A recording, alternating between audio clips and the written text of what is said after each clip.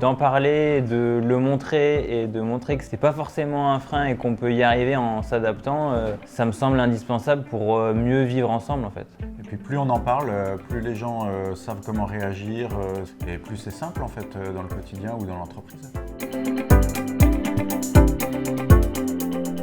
Une source d'admiration, détermination et résilience. Je trouve ça vraiment incroyable avec l'évolution de son handicap à niveau d'athlète de haut niveau. Thibaut, il est en acceptation totale de son handicap et il le traite comme un point de départ pour traiter les défis en compétition.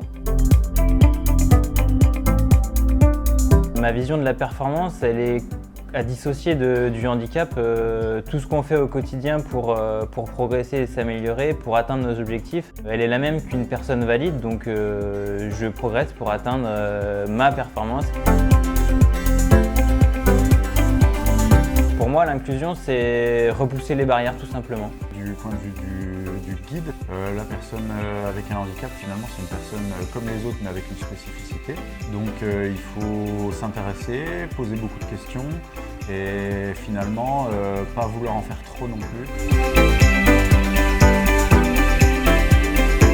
De travailler sur les process de recrutement. Ça va dès le départ de nos offres d'emploi où on met en avant l'objectif d'Air Liquide d'être engageant pour créer un environnement de travail collaboratif et inclusif. Chaque collaborateur peut intégrer régulièrement la discussion sur la thématique de personnes en situation de handicap au quotidien. Ne pas avoir peur de la différence, parce qu'on est tous différents, et en parler ensemble. En parler ensemble, c'est ce qui va marcher le mieux.